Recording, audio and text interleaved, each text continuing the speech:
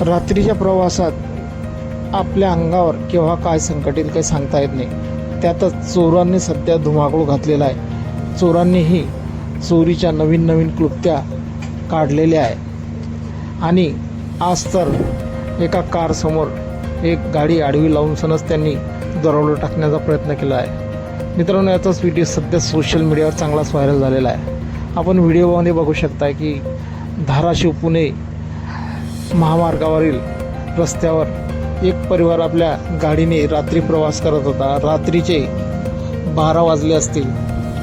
एका ट्रक मागे ही गाडी चाललेली आहे रस्त्यावरून आणि अचानक त्यांना एक इनोव्हा कार ओव्हरटेक करते आणि ते इनोव्हावाले या गाडीच्या समोरच गाडी लावून सन यांना रोखतात आणि त्या इनोव्हामधून 2-3 माणसे खाली उतरतात।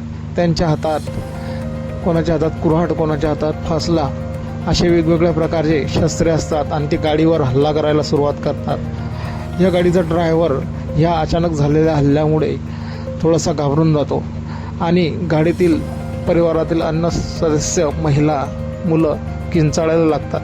पण हा ड्रायव्हर तिथे सुबुद्धी दाखवतो। तो घटनेचं गांभीर्य ओळखतो आणि न डगमगता आपली कार मागे घेतो, जोरात कार मागे घेतो आणि त्याला समजून येते की आपल्या गाडीच्या मागे यांनी एक दुसरे वाहन लावलेले आहे। लगेच तो आपल्या गाडीचा पहिला गिअर टाकतो आणि गाडीला जोरात रेस देतो। समोर उभे असलेले चोर त्यांच्या अंगावर तो गाडी घेतो। गाडीचे दरवाजेही उघडे असतात। त्या गाडीच्या दरवाजांना तोडून सण हा ड्रायव्हर गाडी जोरात पुढे घेतो आणि जोरात गाडीला पळवतो आणि तिथून मार्गक्रमण करतो। मित्रांनो, या ड्रायव्हरने दाखवलेल्या समयसूचकतेमुळे त्याचा आणि त्याच्या परिवाराचा या चोरांच्या पासून जीव वाचलेला आहे आणि ड्रायव्हरने समयसूचकता दाखवत मोठ्या धैर्याने या चोरांचा सामना केलेला आहे।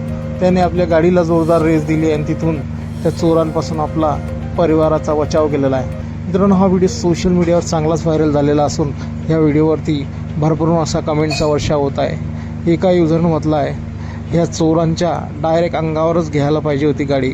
तर दुसऱ्या युजरनं म्हटलं आहे, भाऊ घाबरायचं नाही, यांना गाडी खाली डायरेक्ट चिरवून टाकायचं। तर एका तिसऱ्या युजरनं म्हटलं आहे, रात्रीचा प्रवास करणेच धोकादायक आहे।